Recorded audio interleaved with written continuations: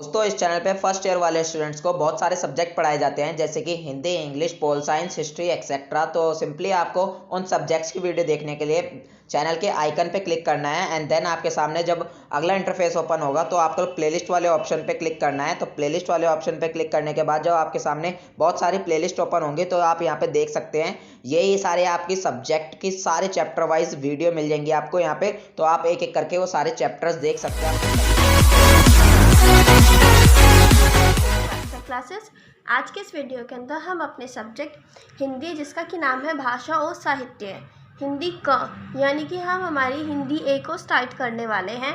और आज के इस वीडियो के अंदर हम उसकी फर्स्ट यूनिट, जिसका नाम है हिंदी भाषा, का फर्स्ट चैप्टर करने वाले हैं, आधुनिक भारतीय भाषाओं का उद्भव यानी कि उदय और विकास। तो हम अपनी हिंदी ए की फर्स्ट यूनिट का फर्स्ट चैप्टर करने वाले हैं और ये जो हमारा फर्स्ट चैप्टर है इसको हमने इसी वीडियो के अंदर कंप्लीट कर दिया गया है, इसके कोई पार्ट्स नहीं बनाए हैं।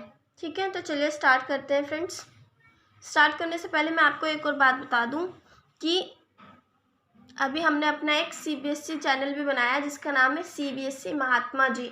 तो अगर आपको कोई छोटा बहन भाई है जो अभी सीबीएसई से रिलेटेड, मतलब जो अभी 9th 10th 11th 12th में पढ़ रहा है, तो आप उनके लिए वो चैनल फॉलो कर सकते हैं। तो उसमें आपको सीबीएसई से रिलेटेड कोई भी इंफॉर्मेशन जो आती है वो आपको वहाँ पर सबसे पहले प्रोवाइड करा दी जाएगी। और उसमें अभी कुछ टाइम के बाद अभी वहाँ पर पढ़ाई कराना भी स्टार्ट हो जाएगा। जैसे अभी हम आपको इस चैनल से स्टडी कराते हैं तो उस चैनल पर भी स्टार्ट हो जाएगा, तो वहाँ पर भी आप चैनल पर भी हमें सब्सक्राइब कर सकते हैं। चलिए स्टार्ट करते हैं अपना टॉपिक। तो हमारा फर्स्ट पॉइंट है हिंदी भाषा का प्राचीनतम रूप संस्कृत है। तो हमारी यूनिट का नाम ही हिंदी भाषा है और हमारे चैप्टर का नाम हम इसमें आधुनिक भारतीय भाषाओं का उदय पढ़ेंगे और उनका विकास पढ़ेंगे। तो हिंदी भाषा जो है इसका सबसे प्राचीनतम रूप यानी कि सबसे पुराना रूप संस्कृत है। यानी कि जब हिंदी नहीं थी तो उस टाइम पे हिंदी को संस्कृत के रूप में देखा जाता था। आज हम जिस भाषा को हिंदी के रूप में जानते हैं वो आधुनिक आर्य भाषाओं में से एक है। तो आज के टाइम पे हम जिस हिंदी को बोलते हैं, पढ़ते हैं, लिखते हैं, वो जो हिंदी है वो आधुनिक आर्य भाषाओं में से एक है। संस्कृत का काल 1500 ईसा पूर्व से 500 ईसा पूर्व तक माना जाता है। तो यानी अब संस्कृत का काल यानी कि जब सबसे ज़्यादा संस्कृत का इस्तेमाल किया जाता था, संस्कृत एक नॉर्मल लैंग्वेज थी, जैसे आज के टाइम पे हमारे लिए हिंदी है तो उस टाइम पे संस्कृत थी। तो संस्कृत को सबसे ज़्यादा यूज़ कब किया गया? 1500 ईसा पूर्व से 500 ईसा पूर्व तक। नेक्स्ट है इस काल में यानी कि 1500 से 500 ईसा पूर्व में संस्कृत बोलचाल की भाषा थी। तो यानी कि तब जो थी ये संस्कृत बोलचाल की भाषा थी। तब लोगों को एक दूसरे से बात करनी होती थी, वो संस्कृत बोलते थे, उन्हें कुछ लिखना है वो संस्कृत में लिखते थे, पढ़ते थे तो भी संस्कृत। तो मतलब उन लोगों के लिए संस्कृत ऐसी थी जैसे आज के टाइम पे हम लोगों के लिए हिंदी है। संस्कृत की उस बोलचाल की भाषा का ही शिष्ट और मानक रूप संस्कृत साहित्य में उपयोग हुआ है। तो वो जो बोलचाल के लिए संस्कृत थी उसका ही एक शिष्ट यानी कि वेल मैनर्ड, बहुत अच्छा, और स्टैंडर्ड यानी कि आदर्श और मानक रूप जो है उसका संस्कृत साहित्य को लिखने में इस्तेमाल हुआ है। संस्कृत भाषा के भी दो रूप हैं। तो संस्कृत जो हमारी भाषा है इसके दो रूप है, पहला है वैदिक संस्कृत, दूसरा है लौकिक या फिर क्लासिकल संस्कृत। तो इन शॉर्ट अगर बोलूँ वैदिक का मतलब ही क्या है? वैदिक का मतलब है जो वेदों से रिलेटेड होता है। तो यानी यहाँ पे जो संस्कृत है मतलब जिस संस्कृत का इस्तेमाल वेदों को लिखने में हुआ है, साहित्यों की रचना में हुआ है, उस संस्कृत को वैदिक संस्कृत कहते हैं। और लौकिक का मतलब होता है जनता, जैसे होते हैं लोग। तो लौकिक या फिर क्लासिकल संस्कृत जो है ये वो संस्कृत है जिसे बोलचाल के लिए इस्तेमाल किया जाता था। नेक्स्ट हमारा वैदिक संस्कृत से वेद और साहित्यों की रचना हुई है। मैंने अभी बताया था कि वैदिक का मतलब ही होता है वेद वगैरह। तो ये वो संस्कृत है जिससे मतलब वेद और साहित्य लिखे गए हैं, यानी जिस संस्कृत का इस्तेमाल करके इन सबको लिखा गया है वो वैदिक संस्कृत है। नेक्स्ट पॉइंट हमारा लौकिक या फिर क्लासिकल संस्कृत बोलचाल की भाषा है। यानी कि उस टाइम पे बोलचाल की भाषा थी और इसमें वाल्मीकि, व्यास, अश्वघोष, कालिदास, माघ आदि की रचनाएं हैं। यानी कि इन लोगों ने जो अपनी रचनाएं लिखी थी वो ऐसी संस्कृत का इस्तेमाल करके लिखी थी जिसका बोलचाल में इस्तेमाल होता था।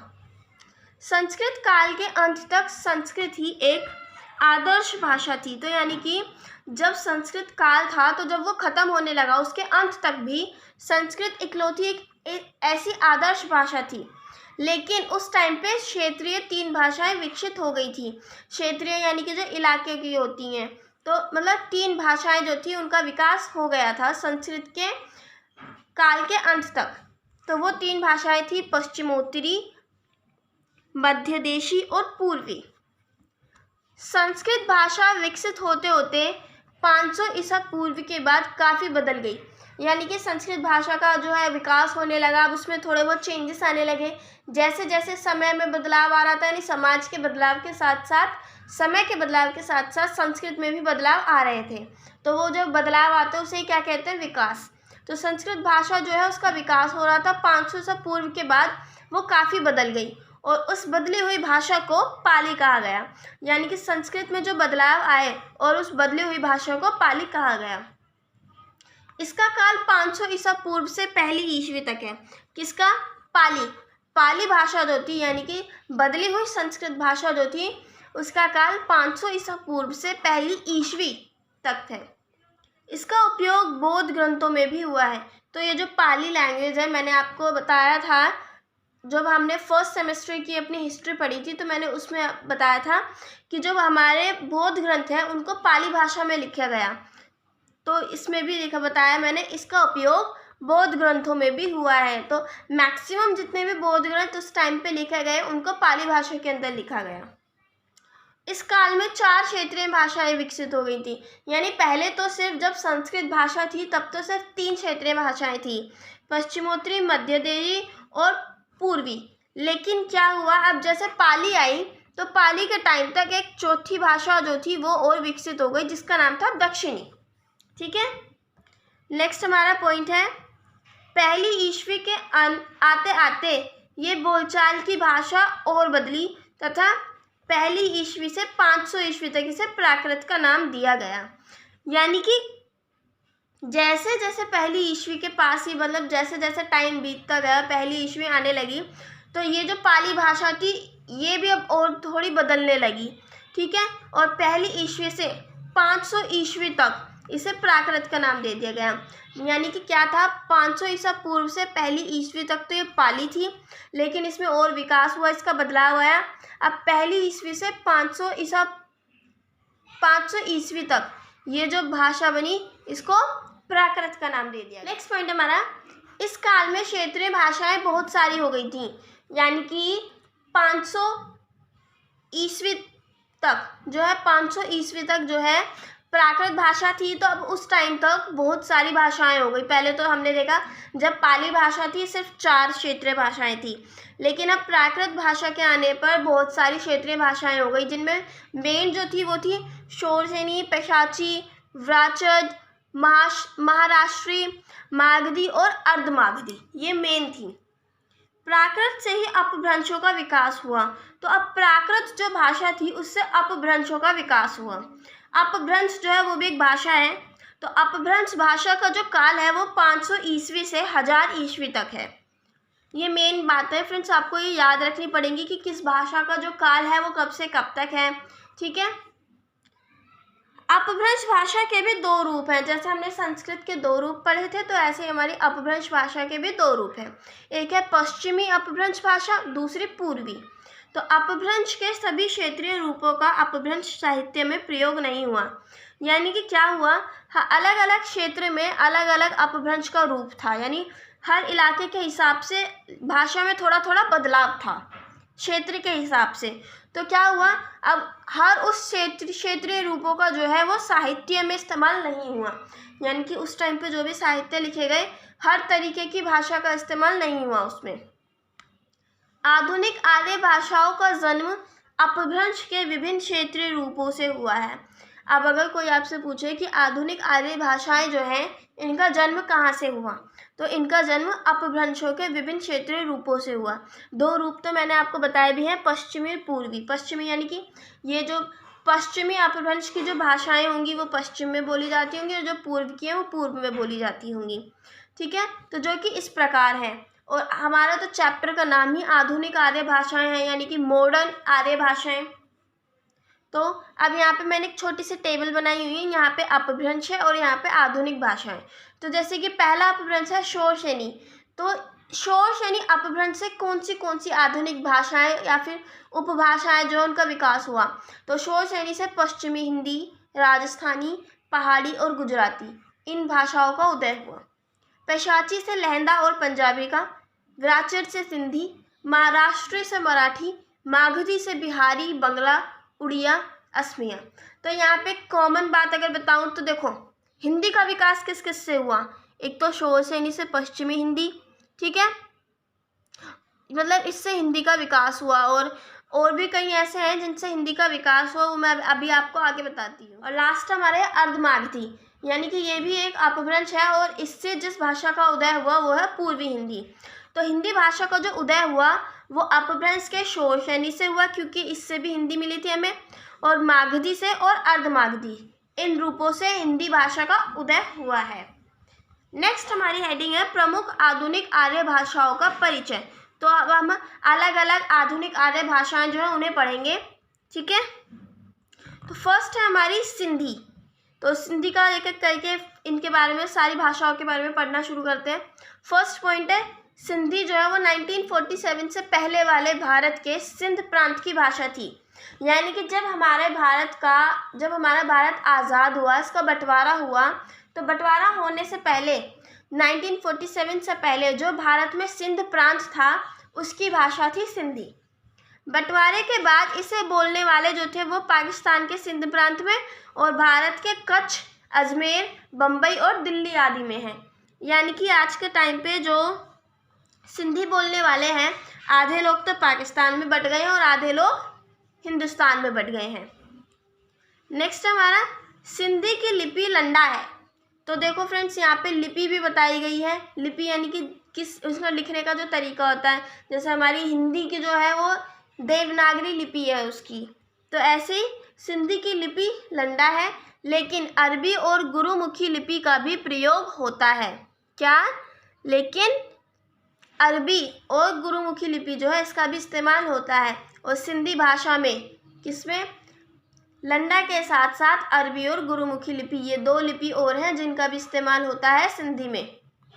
भारत में अब इसके अलावा देवनागरी का भी प्रयोग हो रहा है। तो अब क्या हो रहा है, सिंधी को लिखने के लिए अब भारत के अंदर देवनागरी लिपि का भी इस्तेमाल होने लग गया है।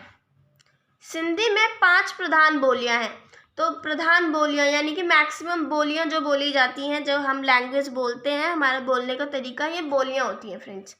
तो सिंधी के अंदर 5 प्रधान बोलियां हैं, बिचौली, सिरैकी, लारी, थलेरी और कच्छी। तो ये 5 प्रधान बोलियां हैं, ये आपको याद करनी पड़ेंगी और इनमें प्रमुख जो है वो है बिचौली। नेक्स्ट हमारा कच्छ द्वीप में कच्छी बोली जाती है। तो जो कच्छ द्वीप है इसमें कच्छी बोली जाती है। भी कच्छ मैक्सिमम जहाँ तक मैंने सुना है फ्रेंड्स गुजरात के आसपास कहीं है, तो उसके अंदर कच्छी जो है लैंग्वेज वो बोली जाती है।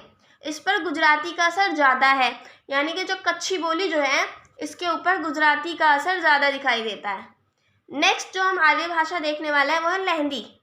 तो लहंदा का शब्द यानी शाब्दिक अर्थ है पश्चिमी, यानी लहंदा जो ये शब्द है इसका मतलब होता है पश्चिमी। लहंदी भाषा का जो विकास हुआ वो पैशाची अपभ्रंश से हुआ है। अब हमें ये भी बातें याद रखनी है कि किस भाषा का विकास कौन से अपभ्रंश से हुआ है। तो लहंदी भाषा का विकास पैशाची अपभ्रंश से हुआ है। लहंदा, ढिलाई, जटकी, हिंदकी या उच्ची भी इसी के नाम है। तो ये 4-5 नाम है जो कि लहंदी के ही नाम है। लहंदा, ढिलाई, जटकी, हिंदकी और उच्ची, ये सब लहंदी के ही नाम है। लहंदी को इन सब नामों से भी जाना जाता है। लहंदी की अपनी लिपि है, जैसे कि अभी हमने पहले पढ़ा था, तो इसकी भी लहंदी की भी एक अपनी खुद की लिपि है जो कि लंडा है। तो हमने पहले सिंधी पढ़ी थी, सिंधी की भी लिपि लंडा थी, लेकिन इसे फारसी लिपि में भी लिखा जा सकता है। लेकिन जो लहंदी है इसको फारसी लिपि में भी लिखा जा सकता है। इसकी 4 बोलियां हैं, हमने देखी थी सिंधी की 5 बोलियां हैं, लेकिन लहंदी की 4 बोलियां हैं। लहंदा, मुल्तानी, धन्नी और पोठवारी, ये आपको बोलियां याद करनी पड़ेंगी फ्रेंड्स। हर एक लैंग्वेज के 4 से 5 पॉइंट्स हैं, ये आप याद कर लेना। वैसे मैक्सिमम चांसेस तो पता नहीं आपके एग्ज़ाम ऑनलाइन होंगे ऑफलाइन होंगे, जैसे भी होगा आपको बता दिया जाएगा, लेकिन आप फिर भी इन सब चीज़ों को याद कर लेना। नेक्स्ट है हमारा पूर्वी पंजाबी। पूर्वी पंजाबी या फिर पंजाबी प्राचीन मध्य पंजाब की भाषा है। तो ये पूर्वी पंजाबी या फिर जो पंजाबी भाषा है ये पुराने मध्य पंजाब की भाषा है। इसकी उत्पत्ति जो है वो पेशाची अपभ्रंश से हुई है, लेकिन शोर सैनी का प्रभाव इस पर ज़्यादा दिखाई देता है, यानी कि शोर सैनी अपभ्रंश जो है उसका असर ज़्यादा है पूर्वी पंजाबी के ऊपर। कुछ विद्वान जो है वो पूर्वी पंजाबी की उत्पत्ति टक अपभ्रंश से मानते हैं। इसकी भी लंडा लिपि है, यानी कि इसकी लिपि की बात की जाए तो वो भी लंडा है, लेकिन अब इसको गुरुमुखी लिपि में भी लिखा जाता है। यानी कि जो हमारी ये पूर्वी पंजाबी है इसकी वैसे खुद की जो इसकी लिपि है वो तो लंडा है, लेकिन अब इसको गुरुमुखी में भी लिखा जाता है। इसकी प्रसिद्ध लिपि जो है वो डोगरी है, यानी इसकी फेमस लिपि, ठीक है, वो डोगरी है जो टाकरी लिपि में लिखी जाती है। तो ये जो डोगरी लिपि है ये टाकरी लिपि में लिखी जाती है। थोड़ा सा कंफ्यूजिंग है फ्रेंड्स। नेक्स्ट है हमारा पहाड़ी। तो पहाड़ी भाषाएं जो है वो खस अपभ्रंश से निकली है। ये किससे निकले हैं? खस अपभ्रंश से। इनकी लिपि है नागरी, यानी कि देवनागरी। पूर्वी पहाड़ी की प्रधान बोली नेपाली है, यानी कि अब ये जो पहाड़ी लैंग्वेज है इसके भी कई रूप हैं। इसके 3 रूप हैं। पहला पूर्वी पहाड़ी, मध्य पहाड़ी और पश्चिमी पहाड़ी। अभी मैं नेक्स्ट पॉइंट में आपको आगे बताऊंगी। तो जो पूर्वी पहाड़ी है इसकी जो प्रधान बोली वो नेपाली है, और नेपाली जो है वो नेपाल की राजभाषा है। और नेपाली को खसखुरा या गुरखाली भी कहते हैं। नेपाली के 2 नाम हो रहे हैं, खसखुरा और गुरखाली। और मैंने ये बता दिया नेपाली नेपाल की राजभाषा, यानी कि वहाँ पर नेपाली ही बोली जाती है, और वहाँ पे कोई भी काम हो वो नेपाली में ही होगा। पहाड़ी भाषा के 3 वर्ग हैं, वही मैंने आपको बताए थे, पूर्वी पहाड़ी, मध्य पहाड़ी और पश्चिमी पहाड़ी। नेक्स्ट है मध्य पहाड़ी के 2 रूप हैं, तो वो है गढ़वाली और कुमाऊनी। तो अभी हमने पूर्वी पहाड़ी ऊपर देखा था, इसमें जो है वो मेनली नेपाली बोली जाती थी। अब मध्य पहाड़ी के 2 रूप हैं, वो है गढ़वाली और कुमाऊनी। अब पश्चिमी पहाड़ी में जो है वो लगभग 20 बोलियां हैं, और जिनमें से चंबाली, सिरमौरी, जौनसारी प्रमुख है, यानी कि ये 3-4 जो है ये मेन लैंग्वेजेस हैं पश्चिमी पहाड़ी। और ये जो बोलियां हैं ये हिमालय के निचले भाग में बोली जाती हैं। कहाँ पे? हिमालय के निचले भाग में। नेक्स्ट है सिन्हली और माली। तो सौराष्ट्र और आसपास की भाषा में सिन्हली का संबंध है। सौराष्ट्र क्या, मैंने फ्रेंड्स सौराष्ट्र उसको बोलते हैं महाराष्ट्र को, ठीक है, तो महाराष्ट्र के इलाके को सौराष्ट्र बोलते हैं। तो उसके आसपास की भी जो भाषा थी उसमें सिन्हली का संबंध है, और वहाँ से ये मालदीव तक गई। कहाँ तक गई? मालदीव तक गई। सिन्हली का प्राचीन रूप जो है वो एलू है, और जिस पर कि मराठी का असर पड़ा है, यानी कि इस पर मराठी का बहुत ज़्यादा प्रभाव पड़ा है एलू के ऊपर। नेक्स्ट है हमारी भिली।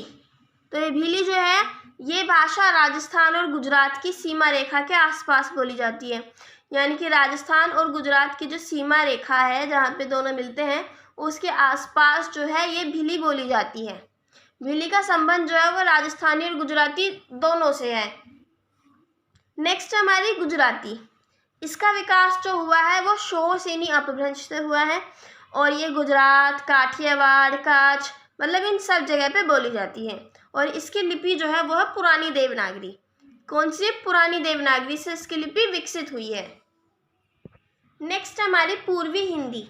इसका विकास जो हुआ वो अर्धमागधी अपभ्रंश से हुआ है, और इसमें 3 बोलियां हैं, अवधी, बघेली और छत्तीसगढ़।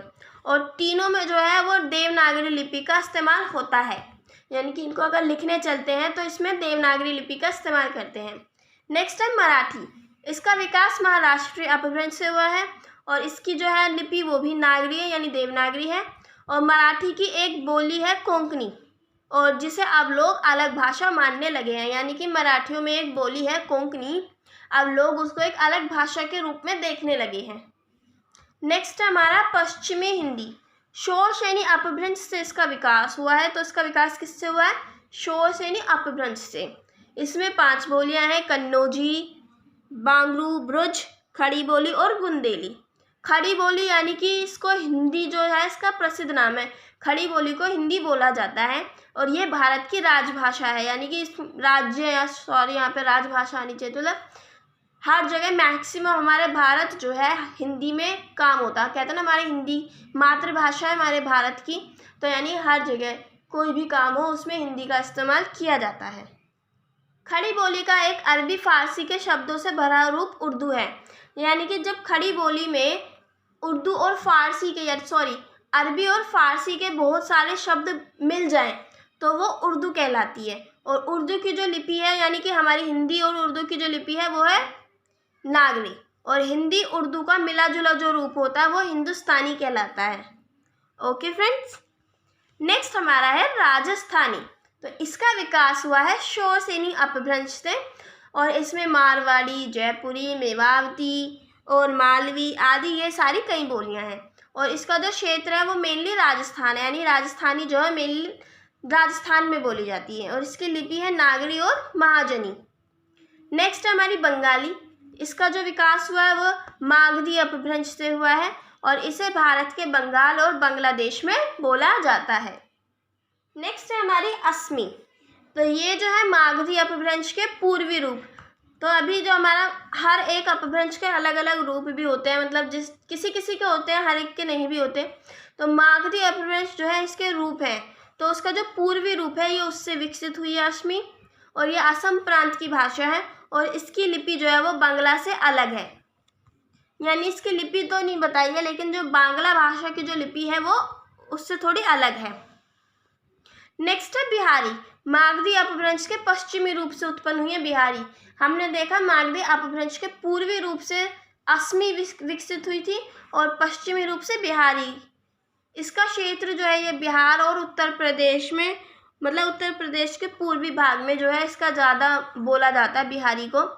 और इसकी जो लिपि है वो है नागरी, मैथिली और महाजनी। नेक्स्ट है हमारी फ्रेंड्स उड़िया। तो उड़ीसा प्रांत की भाषा है हमारी उड़िया, और इसकी लिपि है पुरानी नागरी, मतलब पुरानी नागरी से निकली हुई एक लिपि है उड़िया की, और उस पर ज़्यादा द्रविड़ प्रभाव है, यानी उसकी लिपि पर द्रविड़ प्रभाव ज़्यादा देखने को मिलता है। राजनीतिक कारणों की वजह से इसमें तेलुगी और मराठी के कुछ मतलब काफ़ी शब्द मिलते हैं। तो मतलब पॉलिटिक्स कुछ ऐसे कारण हैं जिनकी वजह से उड़िया के अंदर तेलुगु और मराठी भाषा के बहुत सारे शब्द मिलते हैं। नेक्स्ट है हमारा जिप्सी। तो भारत के कुछ खानाबदोश कंजर पश्चिम चले गए थे, यानी खानाबदोश लोग जो थे वो पश्चिम में चले गए थे, और आज जो है ये एशिया, यूरोप, अफ्रीका और अमेरिका इनके अलग अलग भागों में मिलते हैं, यानी कि यहाँ पे जाकर ये रहने लगे हैं, बस गए हैं। इन लोगों की जो भाषा है वो है भारतीय आर्य भाषा। हालांकि शब्दों पर जो है वो इनका बाहरी प्रभाव दिखता है, यानी कि अब ये लोग ज़्यादा बाहर रहते हैं तो बाहरी जहाँ पर रहते हैं वहाँ का असर तो दिखाई देता है फ्रेंड्स। तो इन लोगों की भाषा पर जो है वो बाहरी प्रभाव ज़्यादा दिखाई देता है, और इनकी भाषा है भारतीय आर्य भाषा। और ये लोग जो है हबूड़ी या फिर रोमानी, जिनको हिंदी डोम भी कहा जाता है, तो ये इन नामों से भी जाने जाते हैं। तो आई होप आपको ये जो चैप्टर है आपका ये क्लियर हो गया होगा, आपकी फर्स्ट यूनिट का फर्स्ट चैप्टर। अगर आपको इससे रिलेटेड कोई भी डाउट है तो आप मुझसे पूछ लीजिएगा, आप कमेंट बॉक्स में मुझे कमेंट कर सकते हैं, मैं आपका डाउट क्लियर करने की पूरी कोशिश करूँगी। फ्रेंड्स, अगर आपको मेरे पढ़ाने से रिलेटेड भी अगर कोई डाउट है, मतलब कि अगर मैं कोई कमी है मेरे पढ़ाने में, तो आप प्लीज़ मुझे बताइए, मैं वो भी ठीक करने की पूरी कोशिश करूँगी। ओके, तो फ्रेंड्स आप हमें हमारी सोशल साइट जैसे कि फेसबुक, इंस्टाग्राम, टेलीग्राम और ट्विटर पर ज्वाइन कर सकते हैं, जिनका लिंक आपको डिस्क्रिप्शन बॉक्स में मिल जाएगा। और एक और बात मैं आपको दोबारा से बता दूं फ्रेंड्स कि हमने अभी अपना एक CBSE महात्मा जी के नाम से अपना CBSE चैनल बनाया है, तो उस पर CBSE से रिलेटेड यानी 9th, 10th, 11th, 12th सबकी जो भी इन्फॉर्मेशन आती है वहाँ पे सबसे पहले प्रोवाइड करा दी जाती है। तो अगर आपका कोई छोटा बहन या भाई है जो अभी CBSE से स्टडी कर रहे हैं, तो उनके लिए आप वो चैनल फॉलो कर सकते हैं, वहाँ पर जाके आप हमें सब्सक्राइब कर सकते हैं। उस चैनल पर अभी हम थोड़े दिनों में स्टडी भी स्टार्ट कराने वाले हैं, जो भी जैसे कि अभी 9th, 10th इन सब की जो आगे जो सिलेबस आएगा उसकी स्टडी हम कंटिन्यू कराने वाले हैं। तो उसका लिंक भी जो है वो आपको हमारे चैनल पर मिल जाएगा, उस सेकंड चैनल के नाम से आपको वहाँ मिल जाएगा। Thanks for watching. जय हिंद, जय भारत। पसंद आए तो लाइक कीजिए, सब्सक्राइब कीजिए, शेयर तो ज़रूर कीजिए।